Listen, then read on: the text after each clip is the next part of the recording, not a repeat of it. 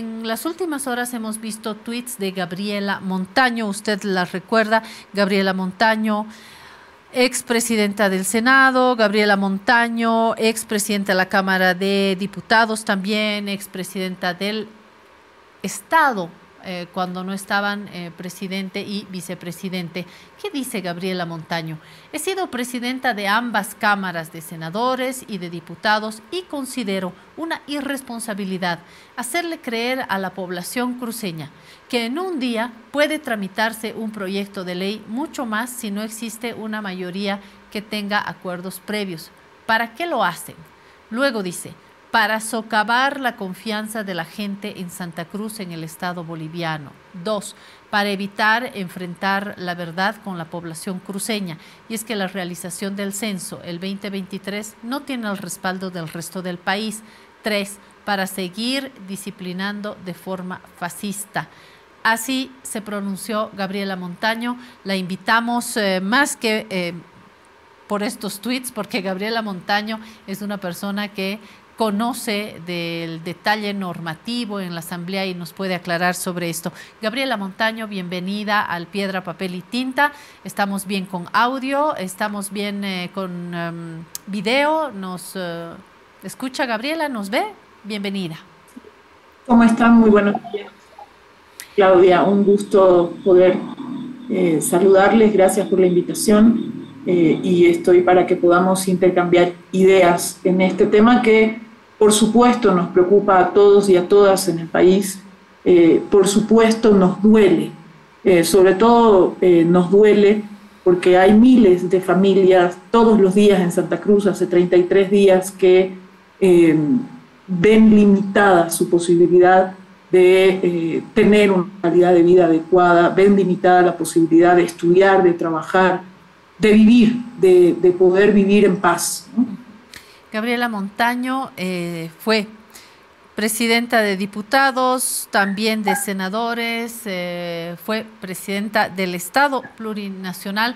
Hoy Gabriela Montaño ha desaparecido del escenario político actual del movimiento al socialismo, pero tiene el conocimiento y el interés además, porque sé que se está moviendo en ámbitos más bien académicos. Gabriela Montaño, como parte de la Asamblea en el pasado, ¿nos puede aclarar algunos puntos que sean necesarios hoy para todos, cruceños, no cruceños, para todos, para entender en qué medida se cruzan, chocan, no chocan y cómo se puede llegar a una solución? Tenemos, por supuesto, cabildos que no son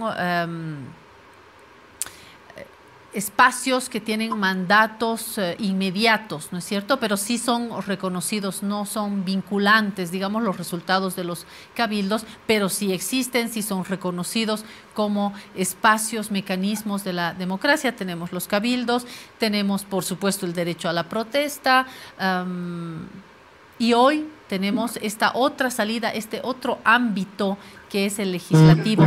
Mi primera pregunta, Gabriela, es: ¿qué peso tiene uno y otro? Es decir, resultados del cabildo, las reuniones que ha habido entre gobernadores, alcaldes, rectores de universidades, han sido en distintos lugares, el último ha sido en Trinidad, y hoy la ley, las leyes o los proyectos de ley. ¿Qué pesos tienen? ¿Dónde chocan? ¿Dónde no chocan? En lo normativo y luego en la evaluación también política, Gabriela.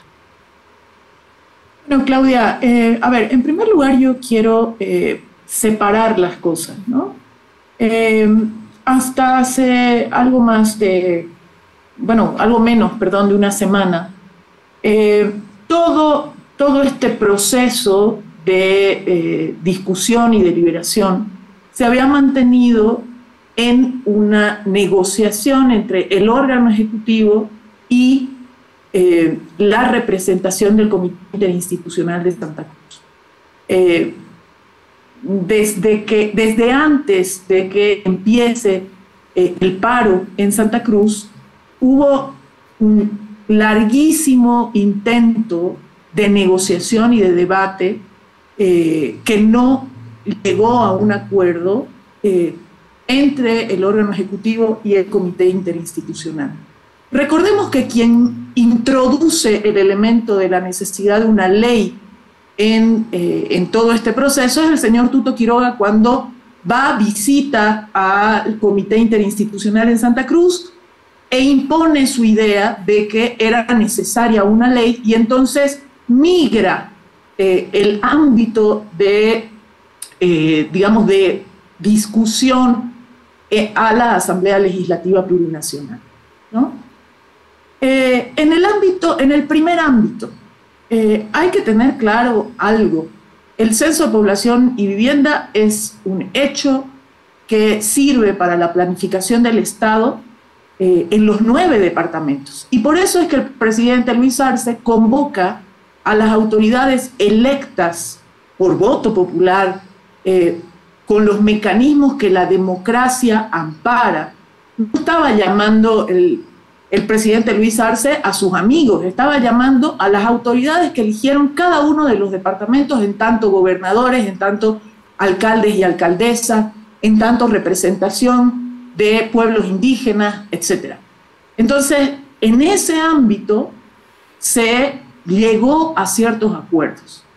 El último acuerdo al que se arribó fue en la mesa técnica en la que se estableció, después de una revisión de todas las actividades que se deben llevar adelante técnicamente para el censo, que el 2024, en marzo del 2024, era la fecha apropiada técnicamente para llevar adelante el censo y el compromiso del gobierno de que hasta septiembre del 2024 se distribuían los recursos y también que antes de las elecciones del 2025 se iba a aplicar los resultados del censo para la redistribución de escaños. Con esto, el objetivo de la movilización en Santa Cruz se habría cumplido, pero se habría cumplido al 100%. A pesar de que el Comité Interinstitucional no fue parte de este acuerdo, los objetivos por los cuales se convocó a un paro se cumplieron. Ahora bien, Tuto Quiroga, de repente, con una varita mágica, aparece en Santa Cruz y dice, no, un momentito, se necesita una ley. ¿Pero por qué se necesita una ley si es competencia privativa del nivel central del Estado la realización de un censo de población y vivienda? Y el presidente Luis Arce ya había emitido un decreto. Bueno, la única lógica que vemos aquí es prolongar de manera artificial y sin sentido el conflicto y el paro en Santa Cruz. Luego veremos por qué y para qué. Pero si entramos en el tema de la ley, a ver, ¿acaso no sabe la oposición, todos los diputados, senadores, diputadas, senadoras de la oposición, desde que los posesionaron, que son una minoría en la Asamblea Legislativa Plurinacional y que no van a poder aprobar ningún proyecto de ley, sea este del censo o cualquier otro, si no construyen una mayoría a través del diálogo con la bancada del MAS? Por supuesto que lo saben. Ellos sabían desde el principio que cuando migraron al escenario de la Asamblea, solo podían aprobar un proyecto de ley si tenían un acuerdo con el MAS. ¿Y el MAS qué ha dicho? El MAS ha dicho, la bancada del MAS ha dicho, no vamos a aprobar ningún proyecto de ley que mueva la fecha del censo del 2024 al 2023. ¿Por qué? Porque técnicamente no tiene respaldo, en primer lugar una fecha del 2023, pero en segundo lugar algo mucho más importante. Todos los asambleístas y todas las asambleístas representan a sus territorios, a sus departamentos, a sus circunscripciones uninominales. Y hay un acuerdo previo con 8 departamentos de que el censo se debe realizar en 2024. ¿Por qué debieran los diputados, diputadas, senadores y senadoras de esos 8 departamentos no acuñar, no abrazar el acuerdo que es prácticamente nacional en torno a la fecha 2024? ¿Por qué deberían quebrar ese acuerdo? Si ese acuerdo se lo en base al diálogo con autoridades legítimamente electas. Entonces, a ver, yo creo que la oposición lo que pretende en la Asamblea es imponer fuera Gabriela, marco democrático, paréntesis, porque el marco democrático habla de mayorías y minorías. Gabriela, paréntesis, más político, ya es de conocimiento de gran parte del país que hay fisuras dentro del MAS, internas, primero invisibles, ahora muy visibles, hay desacuerdos dentro de Creemos, hay desacuerdos dentro de Comunidad Ciudadana, hay terrenos movedizos dentro de cada fuerza política. En algún momento circuló un tuit que decía, estamos, palabras más, menos, esperando 11 masistas patriotas que puedan respaldar el 2023. Estarían, hipótesis, estarían de pronto buscando en estas fisuras dentro del MAS votos del MAS que apoyen al 2023. ¿Puede ser un cálculo o fue un tuit loco que me crucé en el camino? Pero es que, a ver, Claudia, yo me guío por los hechos. A pesar de las diferencias que pueden haber dentro de la bancada del MAS, no ha habido un pronunciamiento de un solo diputado o diputada, senador o senadora del MAS, que haya dicho que tenía la disponibilidad de mover la fecha del censo al 2023. No hay.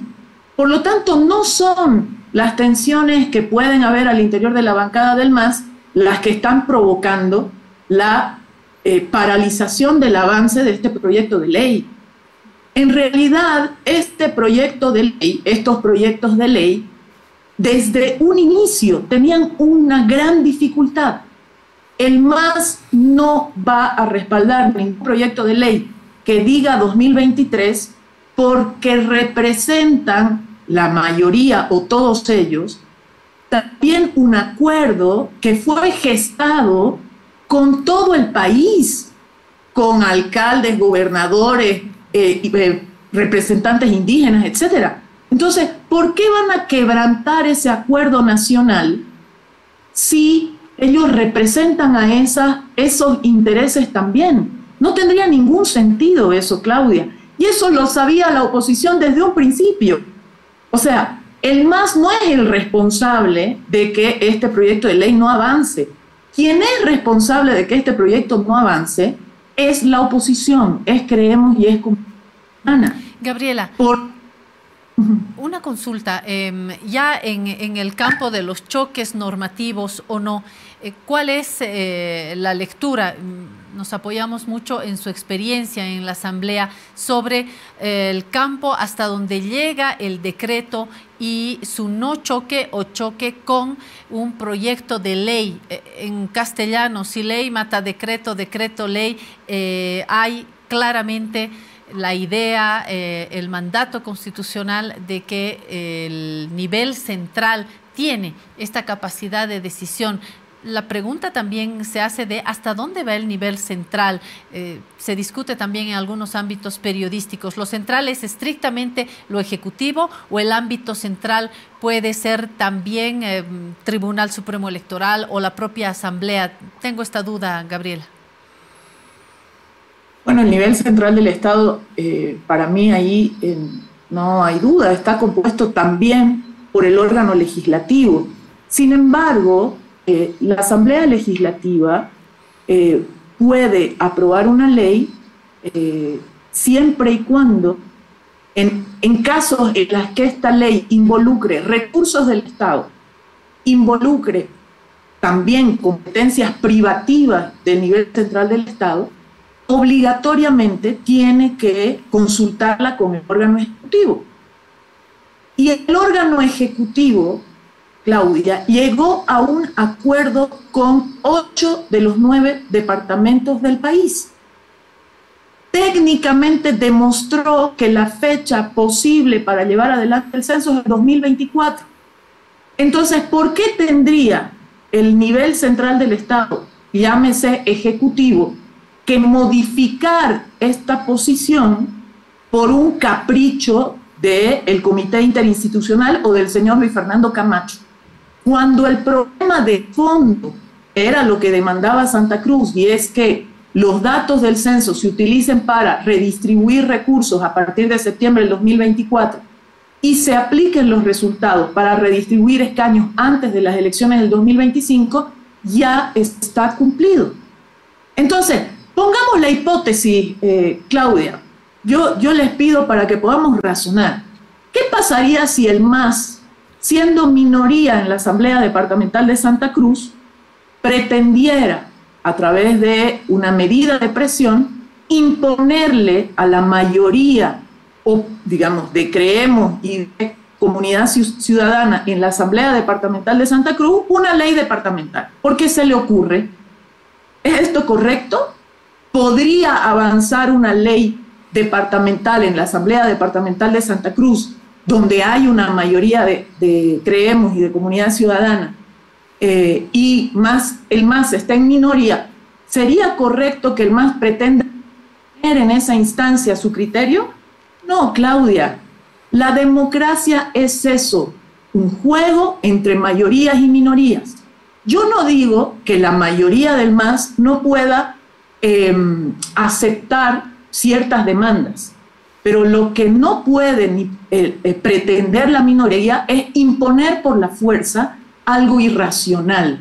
Lo que tiene que suceder ahora es que Luis Fernando Camacho, el señor Calvo y el rector de la universidad, que estuvieron a la cabeza de todas estas movilizaciones, tengan la valentía, el coraje de explicarle a la población cruceña: ya se ha conseguido gran parte de lo que se quería, que los resultados de esa movilización ya han obtenido una parte de lo que querían, muy importante, y que lo de la fecha del 2023 ya no es un tema que valga la pena seguir sacrificando a miles de familias en el departamento de Santa Cruz.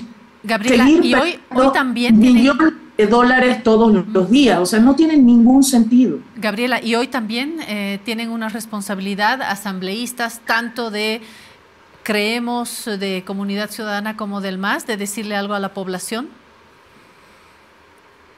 Bueno, yo creo que los asambleístas y las asambleístas del MAS lo han dicho de manera clara y contundente todo el tiempo.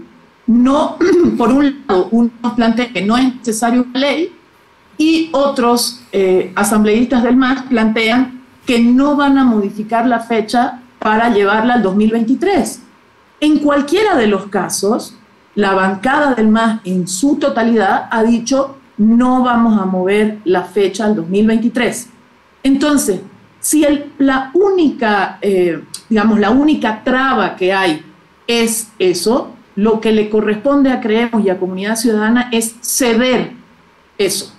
Porque cuando uno cree en la democracia realmente y está en un escenario democrático, está bien avanzar en algunas demandas, pero tiene que estar dispuesto también a ceder. El problema es que la bancada de Creemos y de Comunidad Ciudadana no quiere ceder en nada. Como no lo hizo Luis Fernando Camacho en las 3 semanas que hubieron escenarios de diálogo con el gobierno nacional, con el órgano ejecutivo. No quiso ceder un milímetro. Y mire, Claudia, no es casualidad que cada vez que se está cerca de un acuerdo, fíjese, antes del feriado del 2 de noviembre, está muy cerca de un acuerdo. Lo relató Jorge Richter, lo contó también Calvo y el rector de la Universidad, Gabriel René Moreno. Estaba muy cerquita de un acuerdo. ¿Qué pasó en ese momento?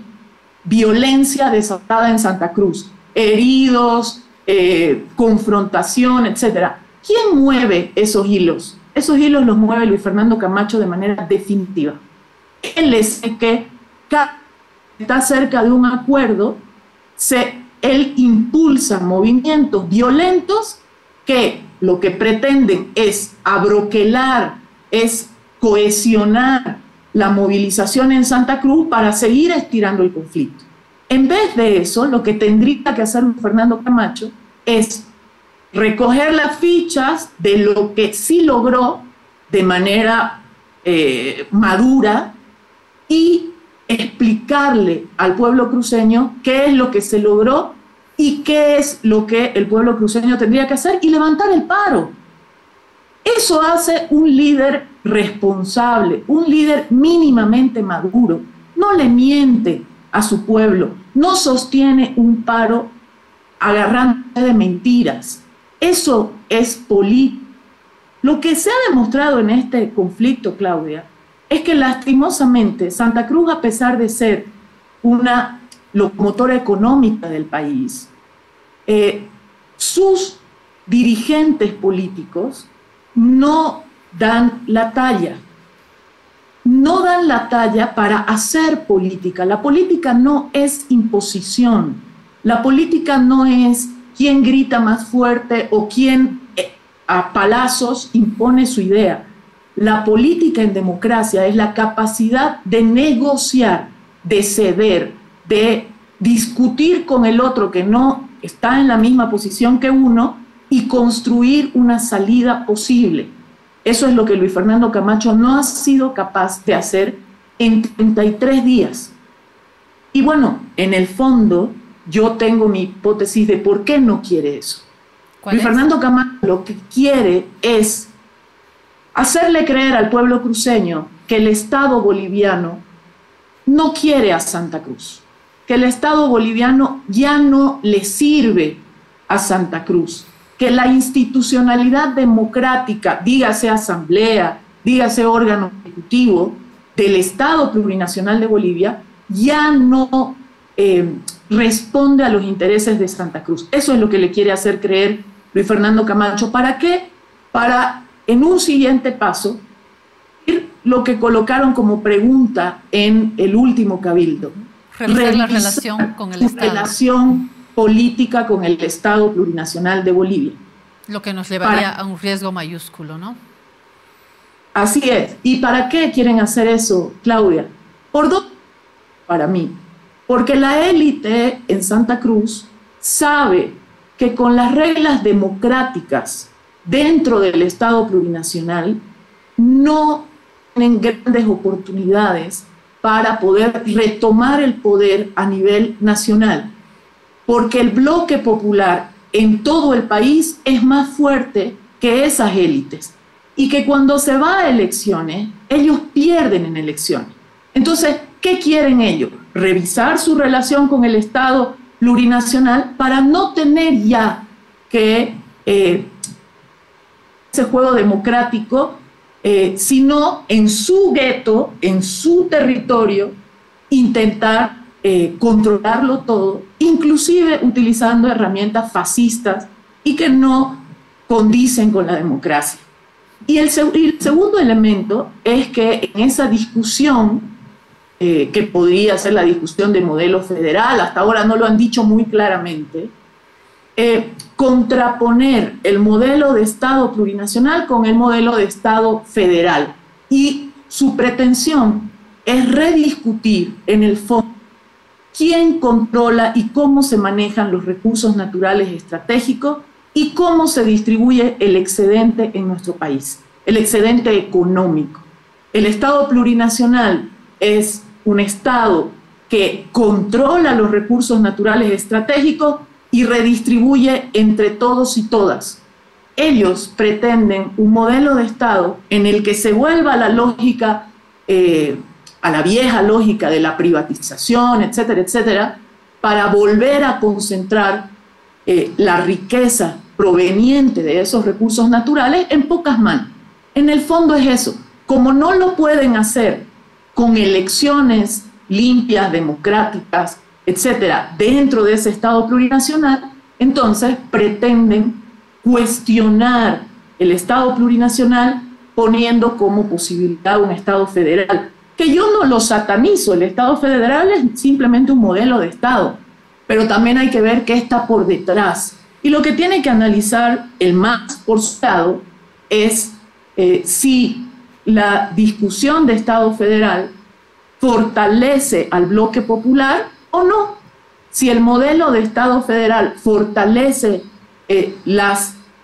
los pilares que ha planteado el bloque popular en tanto nacionalización, en tanto control de los recursos naturales estratégicos, en tanto redistribución del excedente, etcétera, etcétera, o no le sirve al bloque popular. Esa es la discusión que tendríamos que dar. Ahora, eso se puede hacer, Claudia, siempre y cuando haya un Estado de Derecho y se respete los valores de la democracia. En este momento en Santa Cruz eso no está sucediendo. No hay democracia en Santa Cruz. No hay respeto a los derechos humanos en Santa Cruz. Se abre el cajón de una familia doliente de su pariente para revisar si efectivamente se está trasladando en un féretro a una persona fallecida. O sea, ¿eso es democracia? ¿Eso es respeto a los derechos humanos? Bueno, eso es lo que se está viviendo en Santa Cruz hace 33 días. Y en el país, y la tensión en el país. Perdón, sí le escucho. Digo, y la tensión en el país. Gabriela, hemos llegado al final de nuestro tiempo.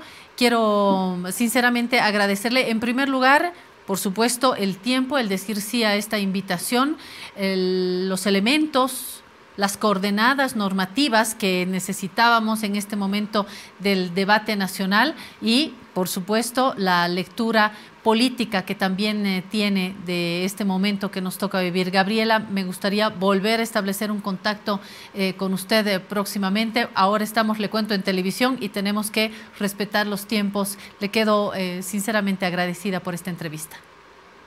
Muchas gracias a usted, Claudia, y mi deseo de que se vuelva a la racionalidad democrática en Santa Cruz, deje de sufrir tantísima gente y que de una vez se levante ese paro.